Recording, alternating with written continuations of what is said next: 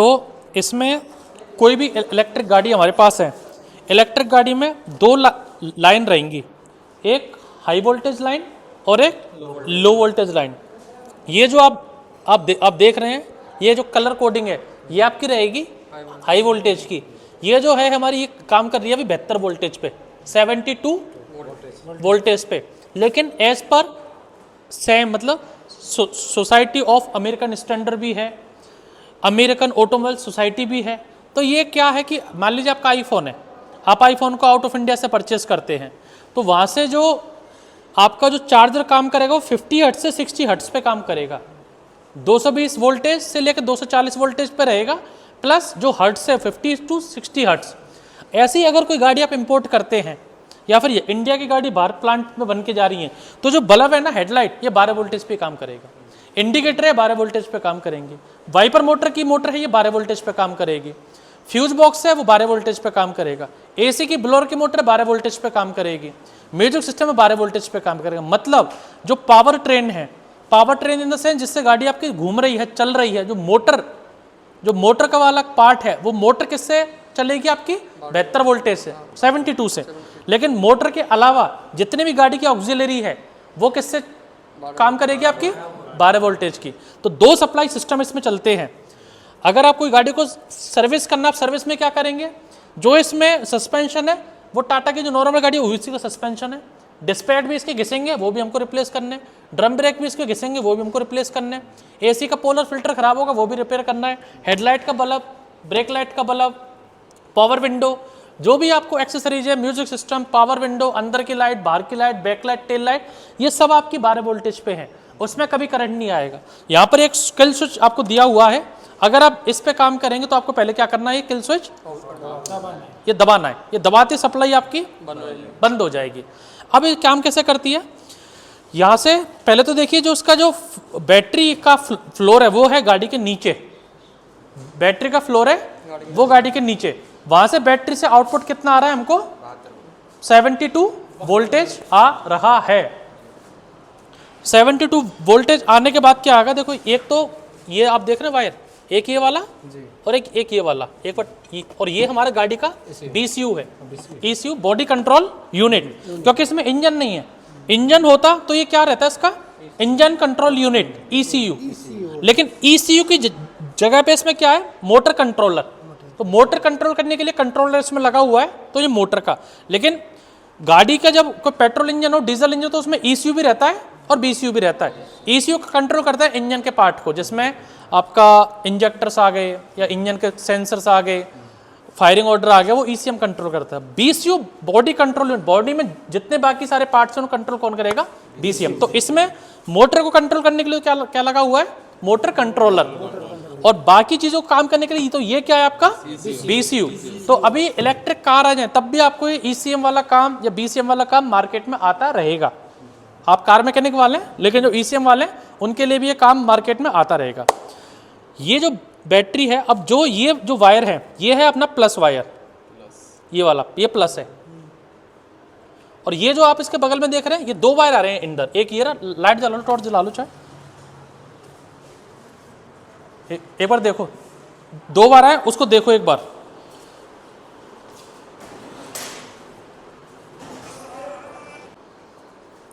देखो, एक टॉर्च दे दो आपकी, यहाँ पर रख के। तो ये जो आ रहा है ना, ये तो है इसका माइनस, और ये जो है ये हमारा प्लस। दो वायर आ रहे हैं, प्लस और माइनस। अब ये जो बैटरी से आ रहे हैं, तो ये क्या है, जो माइनस है, ये माइनस तो डायरेक्टली इस कंट्रोलर में गया है। ये जो माइनस है बैटरी का, किस में गया, डायरेक्टली कंट्रोलर में। अब प्लस जो है, ये वाला प्लस जिसपे ये रेड मार्किंग हो रही है, रेड, मतलब ये पॉजिटिव है, ये गया है हमारा पहले सर्किट ब्रेकर में। ये क्या चीज है आपकी, सर्किट ब्रेकर। जैसे सेल्फ में रहता है ना सोलेनॉइड, बैटरी का प्लस डायरेक्टली सेल्फ में लगता है, और सेल्फ की जो सोलेनॉइड में बैटरी का सेल्फ का आर्मेचर करंट लगता है। जब आप स्विच लगाएंगे तो दोनों आपस में टच हो जाता है, कांटेक्ट, तब वो हमारा बैटरी का करंट डायरेक्टली सेल्फ की मोटर में जाता है। तो जो प्लस जो आ रहा है हमारी बैटरी से, वो प्लस हमारे पहले किस में गया है, सर्किट ब्रेकर में। सर्किट ब्रेकर से जब इग्निशन ऑफ है हमारा, ये करंट अभी इसमें नहीं जाएगा, ये यहीं की यहीं है। अभी जैसे आप स्विच ऑन करेंगे स्विच ऑन करके 12 वोल्टेज का जो सप्लाई है वो चालू होगा, और ये जो आप तार देख रहे हैं ये सर्किट ब्रेकर में आके क्या कर देंगे, इसको इससे क्या कर देंगे, दोनों को कनेक्ट कर देंगे। कभी आपने इग्निशन ऑन किया और आपकी मोटर नहीं चल रही है तो आप देखेंगे यहाँ पर और यहाँ पर तो क्या आ रहा है, 72 वोल्टेज आ रहा है, लेकिन स्विच ऑन करने के बाद भी यहाँ पर और यहाँ पर 72 नहीं आ रहा, मतलब यहाँ पर तो 72 आ रहा है, इधर 72 नहीं आ रहा स्विच ऑन करने के बाद भी। तो आप क्या करेंगे, उसको टच करके देखेंगे, टच करके मोटर घूमेंगे तो कॉन्टैक्ट ब्रेकर आपका खराब है। टच डायरेक्ट टच कर दिया मैंने तो ऐसे चाबी से, अच्छा हाँ, डायरेक्ट सप्लाई दे दी और स्विच से नहीं आ रहा तो ये खराब है, डायरेक्ट सप्लाई से करो तो ये खराब है। तो ये है हमारा कंट्रोलर मोटर को कंट्रोल करने के लिए। तो इसमें इनपुट जाता है हमारा 72 वोल्टेज, एक माइनस गया एक गया प्लस, ये 72 वोल्टेज का माइनस प्लस गया, और जो मोटर है ये मोटर में क्या है, आपका आउटपुट है 3 वायर का, ये मोटर का आउटपुट और ये मोटर का इनपुट। कंट्रोलर में 2 वायर गए, बैटरी से आया 72 वोल्ट प्लस, एक आया माइनस, वो प्लस माइनस मोटर में जाने चाहिए। तो इनपुट जो रहता है कंट्रोलर में वो रहता है 2 पॉइंट्स का, 2 पोल का, प्लस और माइनस, और मोटर में जाता है 3 फेस होके 3 वायर होके। तो कंट्रोलर का काम है कि हमारी मोटर को कितना स्पीड देना है, किस स्पीड से चलनी है, फॉरवर्ड डायरेक्शन में चलनी है कि रिवर्स डायरेक्शन में चलनी है, कितनी स्पीड में चलनी है, और रीजनरेशन ब्रेकिंग सिस्टम कैसे काम करता है, रीजनरेशन ब्रेकिंग सिस्टम कैसे काम करता है वो बताऊंगा अभी आपको। अभी हम लोग बात कर रहे हैं पावर ट्रेन को लेके। इसका जो गियर नॉब है, गियर नॉब में क्या है, डी मतलब डायरेक्ट गाड़ी आगे चलेगी, एन मतलब न्यूट्रल, और आर मतलब रिवर्स। देखो एक बार साइड से एक एक करके देखो सर, साइड में जो नॉब है उसमें देखो, एक पी भी होगा, पी मतलब पार्किंग, इसमें नहीं है, वो तो अलग से बटन आती है, अभी जो गाड़ी आ रही है ना उसमें आ रहा है इको मोड, स्पोर्ट मोड, इसमें वो दिया हुआ है हैंडल, लीवर दिया हुआ है। हाँ सर, गाड़ी की स्पीड 80 या 100 रहेगी, स्पोर्ट मोड पे 120, 140, 160 आ जाएगी, क्योंकि जितनी गाड़ी स्पीड से जाएगी उतना ड्रैग फोर्स लगता है। ड्रैग फोर्स क्या है, आप ट्रेन में बस से चल रहे हैं, हाथ को ऐसे बाहर निकालें तो हवा से क्या होगा, आपका हाथ पीछे जाएगा, हवा से वो कर दो, वो होता है आपका ड्रैग फोर्स। तो गाड़ी का एरोडायनेमिक करता है कि जो हवा जो जा रही है वो कट के जाए। आप पुराने गाड़ी देखते होंगे, ट्रक देखते होंगे, जीप देखते होंगे पुरानी, तो शीशा कैसे रहता था, विंडशील्ड का सीधा, अब क्या रहता है, ऐसे रहता है टिल्ट। तो वो डिजाइन की वजह से नहीं, वो एरोडायनेमिक की वजह से कि हवा कट के जाए। बोनट ये स्ट्रेट नहीं रहता, ये कैसा रहता है, कर्व रहता है। टाटा सूमो वगैरह आती थी वो गाड़ी, क्योंकि वो हाई स्पीड गाड़ियां नहीं थी, जितनी गाड़ी हाई स्पीड होती जाएगी उसमें कर्व आता जाएगा, शार्प कट, और जितना जमीन और गाड़ी के नीचे ग्राउंड क्लियरेंस कम होता जाएगा, गाड़ी उतनी स्पीड से और रोड से चिपक के चलेगी। क्यों, क्योंकि जितनी स्पीड से गाड़ी चलेगी हवा नीचे जा रही है और नीचे से गाड़ी को ऊपर उठा रही है। इसलिए जो बड़ी गाड़ी रहती है, स्कॉर्पियो, बोलेरो, वो डिसबैलेंस होती है हाई स्पीड पे 120 के ऊपर, क्योंकि उसमें हवा कहाँ जा रही है, नीचे से गाड़ी को लिफ्ट कर रही है, वो गाड़ी चिपक के चल ही नहीं पा रही है। और आप जितनी लग्जरी गाड़ी देखते जाएंगे, ऑडी, मर्सिडीज, जैगुआर, या फिर फॉर्मूला 1 कार देखी होगी आपने, जो चलती है, जिनसे रेस होती है, उसमें ग्राउंड क्लियरेंस 1 इंच या 2 इंच होता है बस, बिल्कुल जमीन चुपकी रहती है, हवा ही नहीं जाए। एरोप्लेन कैसे काम करता है, ड्रैग फोर्स ही तो काम करता है हवा से। जो पंख है उसके, इंजन तो सिर्फ उसको आगे खिसका रहा है बस, इंजन पीछे थ्रस्ट दे रहा है और थ्रस्ट दे के आगे जा रहा है, वो उड़ नहीं रहा है इंजन से, वो सिर्फ आगे जा रहा है स्पीड से। और जो उसके विंग्स हैं, वो विंग्स उसको उठा रही हैं ऊपर।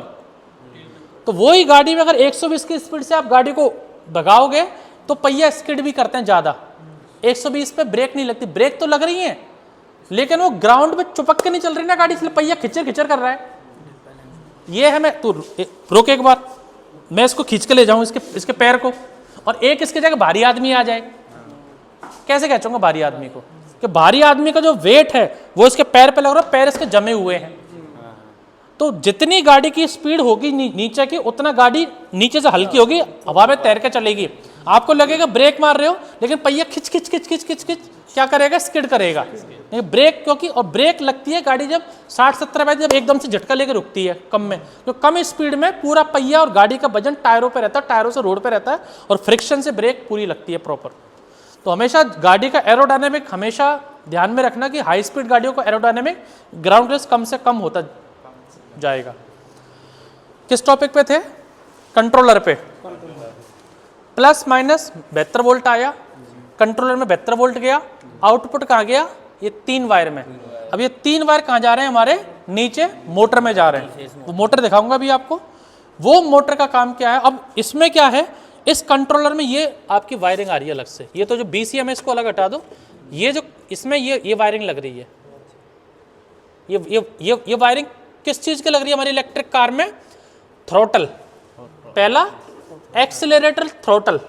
आप कंट्रोलर को कैसे पता कितनी स्पीड में भागूं मैं, कंट्रोलर को कैसे पता कितनी स्पीड पे चलूं मैं, आपने तो 72 वोल्टेज दे दिया और यहां पर मोटर यूं चल रही है। एक पंखा है, लाइट का पंखा है, आप उसको डायरेक्टली 220 वोल्टेज दो फुल स्पीड, और एक आपने रेगुलेटर कर दिया, स्पीड को कम ज्यादा कर सकते हो। तो जो कम ज्यादा कर रहे हो वो क्या है आपका, एक्सीलरेटर पेडल। वो एक्सीलरेटर पेडल से कमांड आती है, जैसे आपने डीजल पेट्रोल गाड़ी में करते हो, जितना आप एक्सीलरेटर लेंगे उतना थ्रोटल बॉडी का बटरफ्लाई वाल्व खुलेगा, वो डायरेक्टली कनेक्टेड है, खाली तार हटा दिया मैंने, जितना एक्सीलरेटर का एंगल जाएगा उतना ही एंगल से बटरफ्लाई वाल्व खुलेगा। इसमें इलेक्ट्रॉनिक है, वही सिस्टम इलेक्ट्रॉनिक थ्रोटल है, वहां से कमांड आ रही है हमारे मोटर कंट्रोलर को कि कितनी स्पीड से ड्राइवर ने कितना पेडल पे प्रेशर मारा हुआ है, कितने एंगल पे पेडल दबा हुआ है, उसके अकॉर्डिंग ये करंट यहां से मोटर में क्या होगा, सप्लाई होगा। दूसरा, गाड़ी ऑन है कि ऑफ है, दूसरा वायर किसका आएगा, इग्निशन का, कि ऑफ है कि ऑन है। तीसरा वायर ट्रांसमिशन का, डी पे एक वायर, एन का एक वायर, रिवर्स का एक वायर, स्पोर्ट का एक वायर। तो 4 वायर इसमें किसके आ रहे हैं, गियर नॉब के। ऐसे करके ये कमांड, इसको इनपुट मेन जो हाई पावर है 72 वोल्टेज की, वो आ रही है ऑरेंज कलर के से। यहाँ पर 72 वोल्टेज प्लस माइनस गया, ये माइनस तो इसमें डायरेक्ट गया, प्लस यहाँ पर आया, आपने इग्निशन ऑन किया तो सर्किट ब्रेकर से यहाँ से लेके करंट यहाँ गया और यहाँ से डायरेक्टली इनपुट में गया, इनपुट से आउटपुट निकल गया और गाड़ी आपकी चलने लग गई। ये तो हाँ, पूछो पूछो पूछो। सर सर्किट ब्रेकर क्यों लगाया? सर्किट ब्रेकर लगाया तो मोटर को बंद चालू कैसे करेंगे, ये तो करंटली डायरेक्ट इसमें आ रहा, तो बंद कहाँ से करेंगे करंट को, इसको कौन कंट्रोल कर रहा है sir? Ignition switch on off, on करेंगे सप्लाई इसमें गई, ऑफ करेंगे सप्लाई कट गई।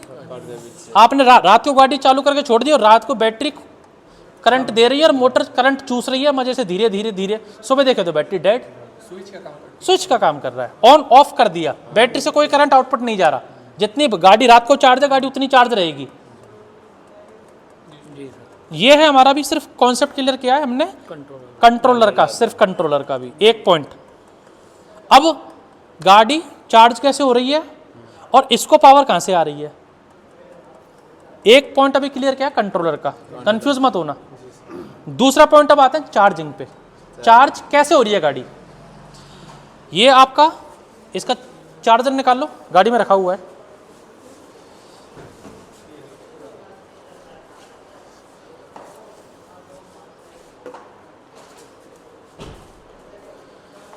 इसमें पहली बात आपका जो चार्जर दे रही है कंपनी इलेक्ट्रिक का, ये टाटा का ओरिजिनल है इलेक्ट्रा के नाम से, इसमें 3 करंट चाहिए आपको, एक तो चाहिए प्लस, एक चाहिए माइनस और एक चाहिए अर्थिंग। बाबू ग्राउंड के बिना ये काम नहीं करेगा। क्यों? क्योंकि गाड़ी में ओवर हीट हो रही है, ओवर चार्ज हो रही है, झटका आ गया, आपकी वॉशिंग है, फ्रिज है, 3 डांड क्यों आती हैं, एक तो प्लस की होगी, माइनस की होगी, तीसरी वाली किसकी है, अर्थिंग की। लेने के लिए नहीं, देने के लिए जमीन में जो कोई शॉक लग रहा है वो जमीन में जाए, तो इसमें जो एक्स्ट्रा पावर आ गई, शॉक आ गई, बैटरी का अलग से कोई स्पार्किंग आ गया, तो गाड़ी में झन्नाटन आए कि यार इलेक्ट्रिक कार लाया, अपनी गर्लफ्रेंड को घुमा रहा है ये इलेक्ट्रिक कार में, और जैसे उसने हैंडल छुआ करंट, तो ऐसा लफड़ा ना हो, क्योंकि गाड़ी तो पूरी लोहे की है, प्लास्टिक तो है नहीं है। तो जब तक आप इसको तीनों वायर करंट नहीं देंगे जब तक ये ऑन नहीं होगा। इसका प्रैक्टिकल आपको करके दिखाता हूँ, लाइव एग्जांपल। आओ इधर।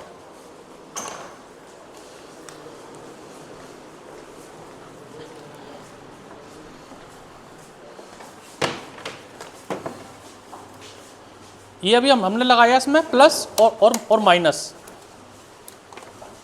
ये क्या लगा दिया मैंने, रेड, और ये क्या लगा दिया मैंने, प्लस और माइनस। ठीक है, अब पावर ऑन नहीं हुआ है अभी, इसका पावर ऑन नहीं हुआ है। इसमें क्या आ रहा है, एसी जो अल्टरनेटिव करंट आ रहा है, या तो वो यूवी मतलब अंडर वोल्टेज है, मतलब 220 वोल्टेज नहीं है, 180 170 आ रहा है, या फिर एसी ओवी, ओवी मतलब ओवर वोल्टेज है, 220 आ रहा था इसमें, या तो आ रहा है साहब ये अंडर वोल्टेज, या साहब आ रहा है ये ओवर वोल्टेज, और या साहब इसमें अर्थ जो ग्रीन वाला है वो नहीं लगा, ऑब्लिक कर रखा है, एसी यूवी, एसी ओवी, या फिर नो अर्थ, क्योंकि अभी अर्थिंग नहीं दिया है ना। इसमें मैं लगा भी दूंगा तीसरा लगा दूंगा, लेकिन ये तीसरे में क्या है, हमारा भी इसमें अर्थिंग है नहीं जमीन से। जब तक ये वायर जमीन में नहीं जाएगा जब तक ये पावर ऑन नहीं होगा। आपने देखा प्लस माइनस तो आ रहा है, करंट आ रहा है, यार बैटरी चार्ज क्यों नहीं हो रही यार। और दिनेश का मूड खराब कि अब गर्लफ्रेंड को ओला से घुमाना पड़ेगा, उबेर से लेके चल।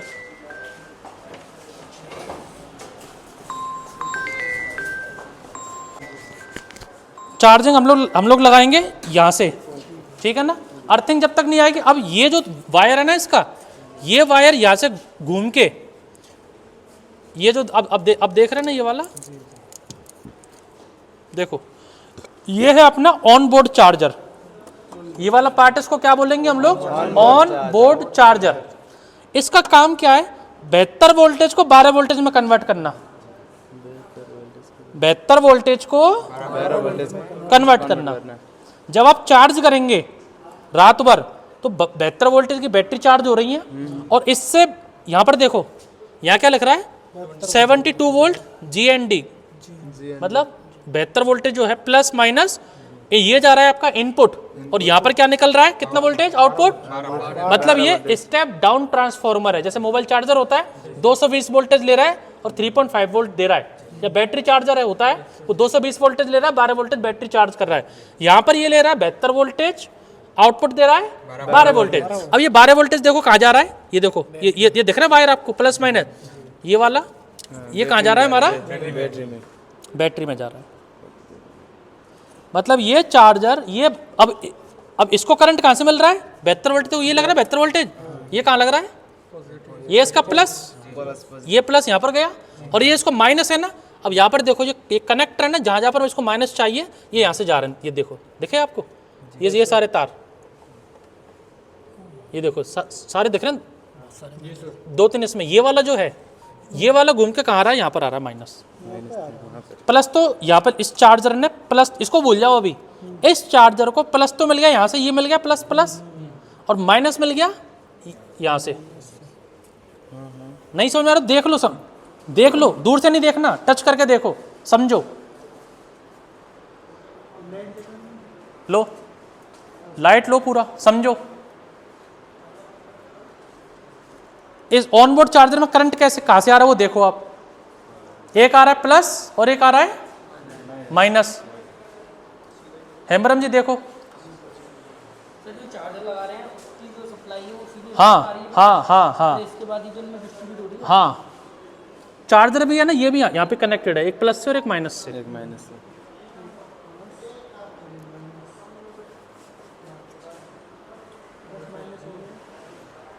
मतलब 3 चीजें उन कनेक्टर से, 3 चीज कनेक्ट होंगी, एक तो चार्जर का प्लस माइनस, और एक ऑनबोर्ड चार्जर का इसका प्लस माइनस, वो तीनों चीज कपल है।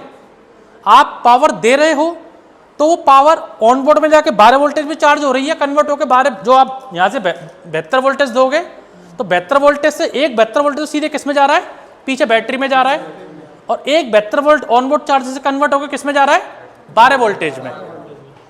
चार्जिंग टाइम पे गाड़ी चार्ज हो गई, 100% चार्ज होगी। 2 चीज़ अभी मैंने क्लियर की हैं आपको, पहला कंट्रोलर, दूसरा चार्जर, तीसरा स्टेप डाउन ट्रांसफॉर्मेटर क्या काम कर रहा है इसमें, ऑन बोर्ड चार्जर जो 72 वोल्टेज को 12 वोल्टेज में कन्वर्ट कर रहा है। अब हम लोग के पास गाड़ी तो आ गई, गाड़ी चल रही थी दिनेश, अब चलते चलते क्या हुआ, बंद हो गया, क्या हो गया, खराब हो गया। तू तो यही चाहता है कि खराब हो जाए है? और टाइम पे गन्ना पहुंचे, रात हो जाए। तो रात को हमने चार्जर निकाल दिया। अब बैटरी जो चार्ज है उसका करंट तो जा रहा था, हमारी मोटर में जा रहा, मोटर चल रही है, लेकिन ये जो बैटरी 100% चार्ज थी, करंट तो रेगुलर यूज हो रहा है ना आपकी पावर विंडो में, म्यूजिक सिस्टम में, एसी के जो ब्लोअर की मोटर वो भी तो 12 वोल्ट से चलती है, कंप्रेसर अलग है। अभी कंप्रेसर का टॉपिक अलग लगाऊंगा, जो इंजन में तो ड्राइव से चल रहा था, इसमें मोटर है कंप्रेसर का, एसी का, उसको भी बताऊंगा आपको। लेकिन जो ब्लोअर की मोटर है वो 12 वोल्टेज वो इससे सप्लाई ले रही है। हेडलाइट, हॉर्न, इंडिकेटर, बैकलाइट, अंदर की light, music system, AC blower, सारी चीजें किससे करंट ले रही हैं, पावर सप्लाई 12। तो इसको कंटिन्यूटी करंट चाहिए, इसको 12 वोल्टेज, जो क्या करेगा, चार्जर सिर्फ चार्जिंग के टाइम पे करंट नहीं दे रहा। हेमब्रम जी, मनोज जी, ये चार्जर सिर्फ इसको चार्जिंग के टाइम पे चार्ज नहीं कर रहा है, ये रेगुलर करंट दे रहा है इसको 12 वोल्टेज। चार्ज हो रही तब भी दे रहा है, हाँ, गाड़ी चल रही तब भी दे रहा है। मतलब अगर मैं सिर्फ कंपनी इसको डायरेक्टली सप्लाई देती पीछे किसमें, बैटरी को चार्ज करने में, तो 100% चार्ज हो गई। अब जैसे स्विच ऑन करते तो उसका 10-15-5% इसको चार्ज होने में चले जाता। तो कंपनी जब चार्ज कर रही है उस टाइम पे एक्टिवेट है कि इसको कनेक्ट, इसको मतलब नहीं है कि चार्जर से करंट आ रहा है कि बैटरी से करंट आ रहा है, इसको 72 वोल्टेज हमेशा कंटिन्यूटी में मिलना चाहिए इसको। ये अपना चार्जर लगा रहेगा तब भी ये इसको चार्ज दे रहा है। गाड़ी चल रही है तो इस बैटरी से आप 2 से 3 घंटे से ज़्यादा एसी, ब्लोअर, मोटर, हेडलाइट, 1 घंटे से हेडलाइट नहीं चला सकते हो आप, 2-3 घंटे छोड़ो, बैटरी फुल चार्ज से 1 घंटे लाइट आप नहीं चला सकते हो, क्योंकि इतने पावरफुल करंट बहुत कंज्यूम करता है। हेलोजन बल्ब, वाइट बल्ब नहीं हो, आपको 6 घंटे चलना तो 6 घंटे कहाँ से चला लेगी। तो बैटरी तो इसलिए कि गाड़ी आपकी खड़ी हुई है, रुकी हुई है, तब भी आपको बैटरी से पावर आपको मिले। आप म्यूजिक सिस्टम चल रहे हो, या दिनेश कोई बात कर रहा है गाड़ी में, इमरजेंसी चुपचाप लगा के, गाड़ी चल नहीं रही है तो स्विच ऑन करके बैटरी से करंट मिल रहा है। पहला टॉपिक क्लियर किया, चार्जर जो 72 वोल्टेज जाता है मोटर में 3 फेज जा रहा है। दूसरा पॉइंट चार्जिंग, चार्जर से कपलर, बैटरी कैसे चार्ज हो रही है। तीसरा पॉइंट पोर्टेबल चार्जर, 72 वोल्टेज को 12 वोल्टेज में कन्वर्ट करके इस बैटरी को दे रहा है। हाँ, इसकी वर्किंग सबसे ज्यादा होगी, सबसे ये कंटिन्यू में करता है ये ज्यादा वर्किंग इसकी। हाँ, ये हमेशा वर्किंग में रहता है, 72 से 12 इसमें आता रहता है। अब 2 इसमें फ्यूज और रिले सिस्टम है अलग अलग। ये जो इसके अंदर जो रिले हैं, ये इसका, ये जो रिलेज हैं सारी, ये रिले हैं हमारी किसके लिए, हाई सप्लाई सिस्टम की, जिसमें एक्सीलरेटर पैडल हो गया, मोटर का हो गया, चार्जर का हो गया, कंट्रोलर का हो गया, जो भी फ्यूज देख रहे हैं आप, ये हर एक चीज के हैं, किसके, हाई वोल्टेज सप्लाई सिस्टम के। और यहाँ पर जो आप देख रही है दूसरा फ्यूज बॉक्स, ये सप्लाई सिस्टम किसका है, बॉडी पार्ट का, 12 वोल्टेज का। ये सारे फ्यूज, ये सारी रिले 72 वोल्ट की, ये सारे फ्यूज और रिले 12 वोल्टेज की।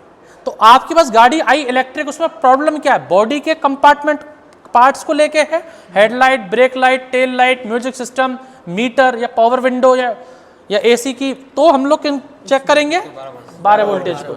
और ये सारी चीज सही है, बट आपकी मोटर नहीं घूम रही है, 72 वोल्टेज आ रहे हैं, फिर हम लोग क्या चेक करेंगे, सारे फ्यूजेस और रिले जो भी है वो यहाँ पर, ये अंदर नहीं है कुछ भी, इसमें यहाँ पर ही है, हाँ सेपरेट, कि पावर ट्रेन में प्रॉब्लम है कि 12 वोल्टेज में प्रॉब्लम है। अब इसमें जो मैं आपको समझा रहा हूँ, खड़े होकर समझना है इसको, क्वेश्चन लाना, अभी मैं इधर ही रहूँगा। नेक्स्ट टॉपिक हमारा जो एसी का कंप्रेसर है, एसी का कंप्रेसर पेट्रोल में, डीजल में, उसको पावर किससे चाहिए, उसे क्रैंक की बेल्ट से, क्योंकि 4 कंपोनेंट मेन रहते हैं एसी में मनोज जी। एक तो अंदर कूलिंग कॉइल रह गई, एक हमारा कंप्रेसर रह गया, एक हमारा कंडेंसर रह गया, एक एक्सपेंशन वाल्व। चीजें सेम है डीजल की, पेट्रोल की, सीएनजी की। बस जो कंप्रेसर था, कंप्रेसर को हम लोगों ने इसमें क्या कर दिया है, उसके आगे इलेक्ट्रिक मोटर लगा दी है। अभी दिखाऊंगा आपको नीचे लेट के। तो जो अब इसमें जो एसी चलेगा, वो खड़ी गाड़ी में, अगर वो गाड़ी हमारी पेट्रोल डीजल थी तो बिना चालू करे कंप्रेसर नहीं घूमता, तो खाली ब्लोअर चलता था, लेकिन कंप्रेसर कब चालू होगा, जब इंजन घूमेगा। इसमें बिना गाड़ी को चालू किए हुए आप खड़े खड़े भी एसी के मजे देखो, कितना खुश हो गया। तो दिनेश, इसमें कंप्रेसर है वो क्या है, मोटर का है, ठीक है ना। दूसरा, इसका जो फैन है, कूलिंग करने का फैन, वो भी उसमें 12 वोल्टेज जाता है। अब एक चीज आप मिस कर रहे हैं, और इलेक्ट्रिक गाड़ी में और ऐसी कौन सी यूनिट है जिसको इंजन से पावर आती थी? सर इनमें इन्वर्टर कहाँ है? इन्वर्टर किस चीज के लिए? एसी से डीसी जो सप्लाई कर रहा है। वो जो बैटरी हमेशा डीसी सप्लाई पे चलती है। हाँ, ये तो हमने एसी जो आप जो करंट दे रहे हो ना एसी, वो आपका जो चार्जर है वो एसी को डीसी करके बैटरी को चार्ज कर रहा है। जो लगा है उसमें। हाँ, जो बीच में बॉक्स है जो, अच्छा वो मतलब बैटरी हमेशा डीसी करंट स्टोर करती है। बैटरी हमेशा डीसी वोल्टेज स्टोर करेंगी।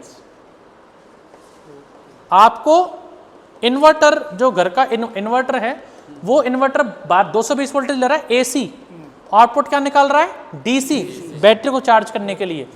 और जब लाइट गई तो फिर वो इन्वर्टर क्या कर रहा है, बैटरी के डीसी को एसी में कन्वर्ट करके दे रहा है। तो इसमें जो आप चार्ज कर रहे हो, ये पावर चार्जर जो लग रहे हैं, ये ऑलरेडी आउटपुट क्या देंगे आपको, डीसी देंगे बैटरी को चार्ज करने के लिए। आपका जो चार्जर दिखाए तो इसमें बीच में जो लग रहा है बॉक्स, वो एसी टू डीसी करके इसको चार्ज कर रहा है। तो इसमें करंट जो दौड़ रहा है वो डीसी दौड़ रहा है पूरा ऑलरेडी। अब दो चीजें इसमें रह गई हैं, मोटर दिखती कैसी है, क्योंकि इसमें सिर्फ आपको इलेक्ट्रिकल काम बढ़ा है मोटर वाला। और जो भी इलेक्ट्रिक कार हैं 10 साल तक कंपनी की वारंटी आ रही है, 10 साल। मोटर की सर, मोटर, कंट्रोलर, चार्जर खराबी नहीं होगा। और बैटरी पैक, इसका बैटरी पैक 6,80,000 का है। इसका नेट पर सर्च करना, हूँ ऐसे नहीं, 6,80,000 का बैटरी पैक है बस। 10 साल बाद सर इतने पैसे देने पड़ेंगे इसमें। कबाड़े में बिकेगी। कोई लगाएगा नहीं सर, 7 लाख रुपए में 10 साल भाई गूगल निकालो, मुझे पता विश्वास नहीं करेगा तू अभी। नहीं तो कर, नहीं तो निकाल, कोई भी डालो, टाटा नेक्सॉन, टाटा कुछ भी डालो, Tata Nexon new battery pack price, Tata Nexon battery pack price. तो नेक्सॉन वाली बैटरी आती है इसमें नीचे, पैक PAC के, समझ गए ना, पैक प्राइस कितना आ रहा है? नहीं तो तू सर्च कर। हाँ हो गया। तो कितना आ रहा बता? हाँ नहीं ज़्यादा आएगी, ढूंढो मिलेगी। देखो अगर इसमें सेल खराब हुए तो 2 लाख में रिपेयर हो जाएगी, लेकिन नई लेनी पड़े तो 5 लाख रुपए तक आएगी। उसकी वारंटी 10। इसीलिए कंपनी दे रही है। तो सर इनको ये तो टाटा की गाड़ियां हैं, महिंद्रा, किया, मर्सिडीज 50-50 लाख का बैटरी पैक है। मर्सिडीज iQube का, BMW i3 का जो 1.25 करोड़ की है।